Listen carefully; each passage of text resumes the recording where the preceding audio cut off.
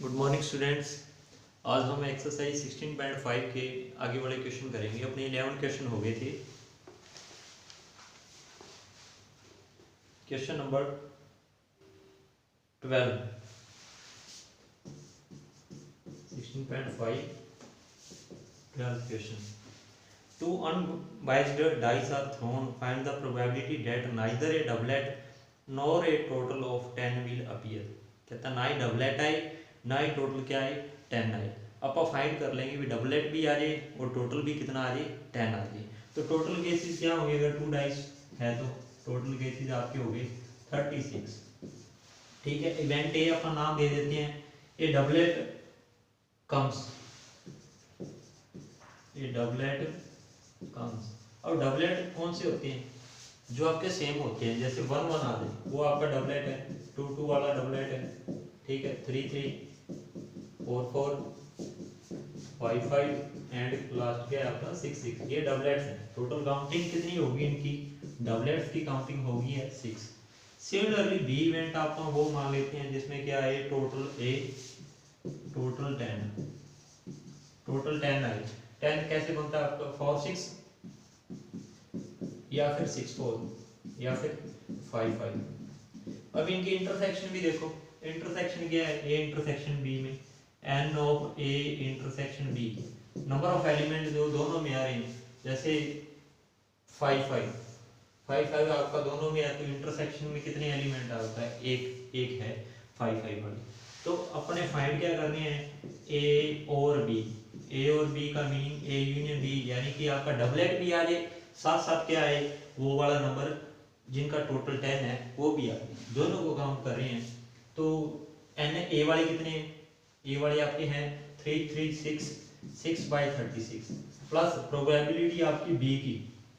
Probability find कर रहे हैं आप बी की। बी वाले कितने हैं? 3 है तो 3 बाई क्या आएगा 36 minus probability of A intersection B. Intersection में आपका 1 एलिमेंट है दैट इज 1/36। 6 3 9 9 में से बन गया 8 8/36। 4 2 या 4 9 गया तो 2/9 प्रोबेबिलिटी आ गई। आपका डबलेट भी आ जाए साथ साथ क्या टोटल 10 भी आ जाए। लेकिन अपने नाइदर की निकालनी है, जिसकी नाइदर ए नॉर बी की निकालनी है। ना डबलेट आए ना टोटल 10 आई तो 1 में से आप माइनस कर दोगे नॉट की। 1 - 2/9 क्या होता है? 7/9। Question number 13। ए ड्रॉर कंटेन 50 बोर्ड्स। बोर्ड्स कितने हैं? 50 हैं। ठीक है, और नट्स कितने हैं? 150 नट्स हैं। Half the boards and half the nuts are rusted. Rusted कितने हैं इनमें से? बोल्ट जो रस्ट है जिनको जर लगी हुई है, रस्टेड बोल्ट्स रस्टेड वाले हैं आपके हाफ। 50 का हाफ क्या होगा? 25। और रस्टेड नट्स के हैं जिनको रस्ट लगी हुई है नट्स को, वो कितने हैं? हाफ ही है वो भी। 150 का हाफ क्या होगा? 75।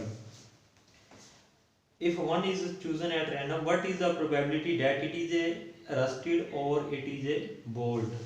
प्रोबेबिलिटी निकालनी है रस्टेड और ए बोल्ट। अब लिखो रस्टेड वाले कितने हैं? रस्टेड और ए बोल्ट। रस्ट वाले देखो टोटल अपने काउंट करने हैं जिनको रस्ट लगी हुई है। 25 + 70 कितने हो गए? 100 हो गए। तो 100 के बाय में क्या आ जाएगा? टोटल। टोटल आपके कितने हैं? 200। टोटल आपके 200 प्लस में ये बोल्ट आ जाए। बोल्ट कितने आपके? 50। तो 50 बाय में क्या आ जाएगा? 200। अब इसमें से इन दोनों के इंटरसेक्शन माइनस करेंगे। जो रस्ट भी है और साथ साथ बोल्ट भी है। रस्ट के साथ क्या होना चाहिए? बोल्ट। वो इंटरसेक्शन आप माइनस करोगे। Probability of A union B that is P A plus P B minus दोनों के इंटरसेक्शन। इनकी इंटरसेक्शन आप किन की लेनी है? रस्ट और बोल्ट की। दैट मीन जिनको रस्ट भी हो और क्या हो वो बोल्ट भी हो, वो आपके हैं 25। 25 बाई क्या आ जाएगा? 200। 150 में से आपका क्या 25 तो 125 बाई क्या आ जाएगा? 200। 25 8 का 25 5 का तो ये क्या आ गया? 5/8 आ गया।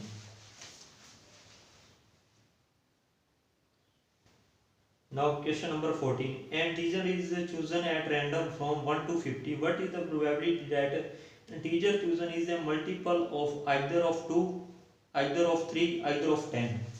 1 से 50 तक नंबर है, 1 से 50, ठीक है, टोटल नंबर आपके 50 होगी। तो जो इंटीजर चूज किया गया ए अपना इवेंट मान लेते हैं मल्टीपल ऑफ 2। 2 से मल्टीपल वाले कौन कौन से हैं? 2 है, 4 है और 50 भी है लास्ट वाला। टोटल कितने ये आ गए? एन ए कितने आ गए? 25 आ गए। 25 गुना 50, तो ये 25 आ गए हैं ऐसे नंबर जो 2 के मल्टीपल में आते हैं 1 से लेकर 50 तक। बी इवेंट मान लेते हैं जो मल्टीपल है किसके? 3 से। पहला 3 होगा, फिर 6 होगा, लास्ट होगा 48। कितने आ गए? ये काउंटिंग कितनी है कि बी की? 16 16 की 48 होते हैं, ठीक है। सी इवेंट आपका क्या है? Multiple of 5। 5 वाले कौन से हैं? 5 10, लास्ट आएगा 50। ये कितनी हो गई? एन ऑफ सी, ये हो गया आपके 10, ठीक है। अब आपने निकालनी है आइदर ए मल्टीपल ऑफ 2 और 3 और 10। मीनिंग क्या है? प्रोबेबिलिटी ऑफ ए और बी और सी। फार्मूला क्या होता है? Probability of A plus probability of B plus probability of C, then plus में आपका माइनस में होगा, सॉरी, माइनस में probability of A intersection B, minus में प्रोबेबिलिटी आपकी किसकी? B intersection C, minus probability A intersection C, और plus में P A intersection B intersection C. तो अब इन सभी की वैल्यूज पुट करेंगे।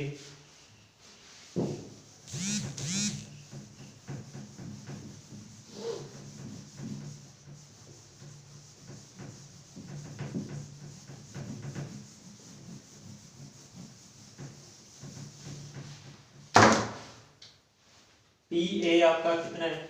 टोटल कितने हैं? ये टोटल 50 हैं। तो probability of A P A counting कितनी है इनकी? 25। 25 बाई में क्या आ जाएगा? 50। पी बी बी वाली कितनी है? 16। 16 बाई क्या आएगा? 50। सी वाली कितने हैं? 10। 10 बाई क्या आ जाएगा? 50। अब माइनस करना है ए इंटरसेक्शन बी। अब नंबर ऑफ एलिमेंट आपका पहला देख लेते हैं कि ए इंटरसेक्शन बी में कितने आते हैं। देखो ए इंटरसेक्शन बी, ए में तो है 2 के मल्टीपल, बी में है 3 के। जैसे 3 6 9 12 आएगा। 12 नीचे भी है और ऊपर भी है, तो आपको काउंट करने की जरूरत नहीं है। 2 और 3 का एलसीएम लो। 2 और 3 का एलसीएम क्या आएगा? 6।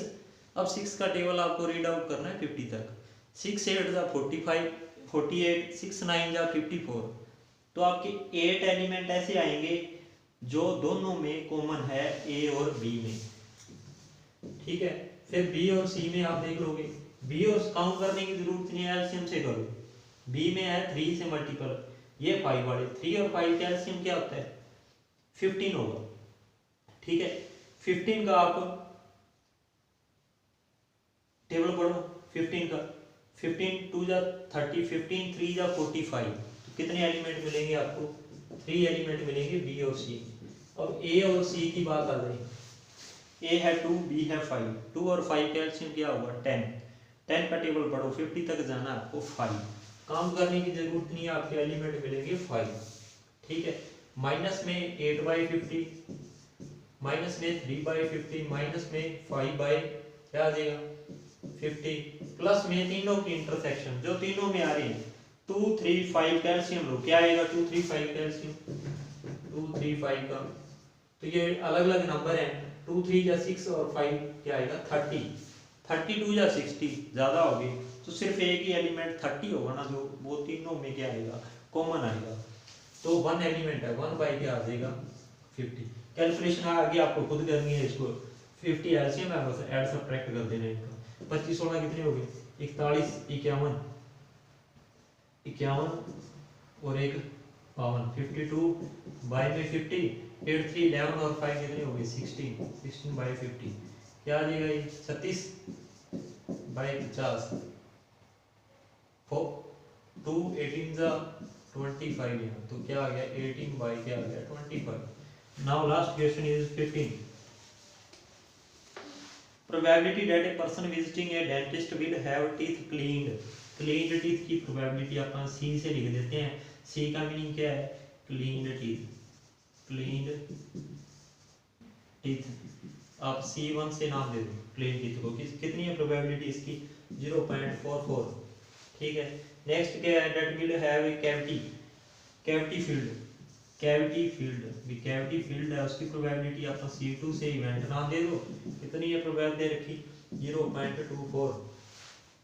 नेक्स्ट है that will have his teeth cleaned और कैविटी। क्लीन्ड और कैविटी का मीनिंग क्या है? क्लीन्ड C1 और कैविटी C1 यूनियन C2 कितना दे रखा है आपको? 0.60। What is the probability that the person visiting dentist will have his teeth cleaned? Cleaned भी हो, cleaned का meaning C1 and cavity filled, and का मीनिंग आपका intersection C, ये आपको फाइंड करना है।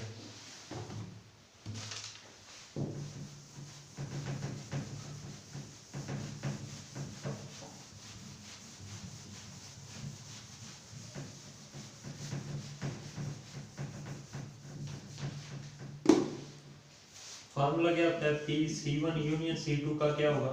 Probability of C1 plus probability of C2 minus C1 intersection C2। ठीक है, अपने को फाइंड करना C1 इंटरसेक्शन C2। ये इधर लेके आओगे तो क्या आ जाएगा आपका? P of C1 intersection C2 क्या होगा? Probability C1 plus P of C2 minus में C1 यूनियन C2। C1 की प्रोबेबिलिटी क्या है? C1 की 0.44, C2 की कितनी है? 0.24। ठीक है, C1 यूनियन C2 की 0.60। ये कितने हो गए? 0.68 माइनस 0.60 क्या आएगा? 0.08 है। ठीक है, तो ये अपना चैप्टर प्रोबेबिलिटी पूरा हो गया। होपफुली आप सबको अच्छे से समझ आया होगा। ठीक है, अगर फिर भी आपकी कोई प्रॉब्लम है तो आप कमेंट बॉक्स में ज़रूर लिखें। ठीक है, हैव ए नाइस डे।